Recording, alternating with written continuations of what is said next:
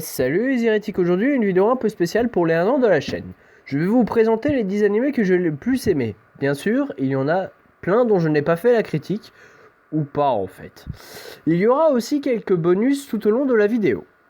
Donc je commence par la 10e place, il s'agit de Hayate no Gotoku. Il s'agit d'un animé composé de 2 saisons, la première comportant 52 épisodes et la seconde 25. C'est un animé du genre comédie et parodie. Il existe différents dérivés de l'anime, par exemple, il y a 3 jeux vidéo qui sont sortis sur la Nintendo DS. L'auteur Toshihiko Tsujiki a aussi écrit un autre manga qui s'appelle Camphor. Il fait partie de mon top 10 car il y a beaucoup d'humour et de références à des mangas connus sous forme parodique, même si l'histoire est un peu longue et un peu répétitive. Donc ensuite nous avons la 9e place, il s'agit de Korewa Zombie Deska, aussi appelé Korezom.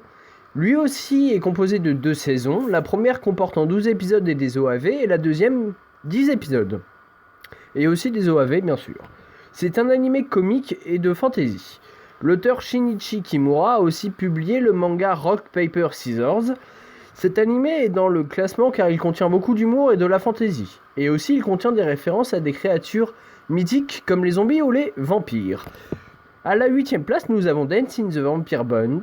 Je n'ai pas fait de critique sur celui-ci, mais je pense en faire une plus tard, ce sera à vous de me le dire. Cet animé est composé de 12 épisodes, c'est un animé de romance et de fantasy. L'auteur n'a pas écrit d'autres mangas, mais a participé à la création d'hentai. Je ne citerai pas de nom, pour une raison un peu évidente.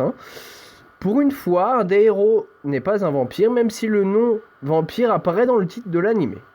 Ensuite, nous arrivons à la 7e place. Il s'agit de Love Hina. Il paraît évident que cet animé et ce manga ait sa place dans ce top. Il faut dire que j'aime beaucoup les œuvres de Ken Akamatsu. Il n'y a qu'une seule saison de 25 épisodes. L'anime du nom Love Hina Again n'est pas une seconde saison, mais des OAV. Il en existe aussi un autre sur Noël. L'auteur de Love Hina, donc Ken Akamatsu, a aussi écrit et illustré l'anime Nejima. Même si je préfère le manga à l'anime, l'histoire reste quand même drôle et les personnages ont tous un rôle important. Nous arrivons donc à la 6e place, il s'agit de Sword Art Online. Je ne pense pas faire de critique sur cet animé, sauf si on me le demande. Cet animé comporte 2 saisons, la première étant séparée en 2 arcs et comptant 25 épisodes. La deuxième saison comprend 24 épisodes et un épisode récapitulatif. Des jeux vidéo ont été tirés de cet animé. L'anime est dans le genre action, romance et science-fiction. L'auteur Reiki Kawahara a aussi écrit le manga Axel World. Étant aussi un fan de jeux vidéo, il est normal que je mette cet animé dans le top. Ensuite, nous avons à la 5e place Nisekoi. C'est un animé de 2 saisons, la première ayant 20 épisodes et 3 OAV, et la seconde étant en cours. C'est un animé dans le style comédie romantique. L'auteur Naoshi Komi a aussi écrit le manga Double Hearts. Même si après avoir lu le résumé de l'anime, je n'avais pas vraiment envie de le voir, je l'ai quand même téléchargé et j'ai quand même beaucoup apprécié cet anime, surtout l'univers.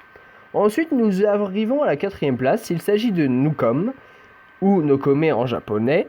Ayant fait une critique récemment sur cet anime, je vous invite à la regarder. Cet anime est composé de 10 épisodes et d'un OAV. L'auteur Takeru Kusakabe a aussi écrit le manga Imatori. L'univers de cet animé est comique et les personnages sont tous déments.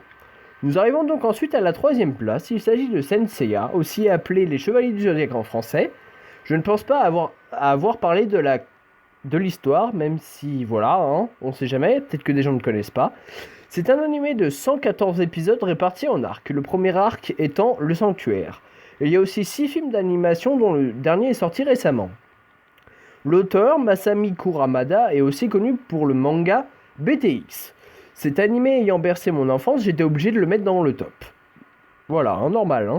À la 2e place, Dragon Ball. Je parle de Dragon Ball en général, même si je n'ai pas trop accroché sur les Dragon Ball GT.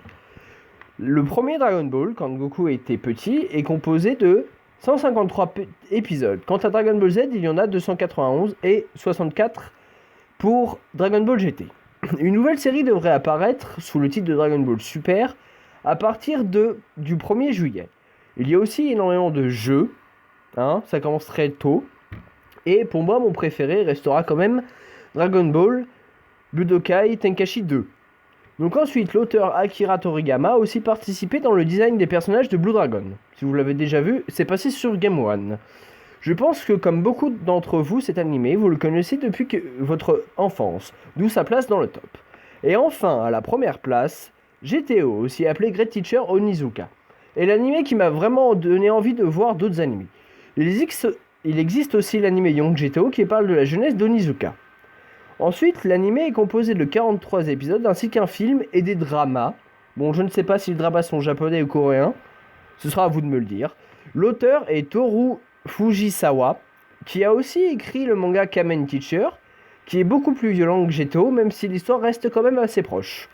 La raison de cette place est dite au début, bien sûr, c'est quand même celui qui m'a donné envie de regarder d'autres animés. Pour la fin, tout d'abord, j'aimerais tous vous remercier, que vous soyez abonnés ou non.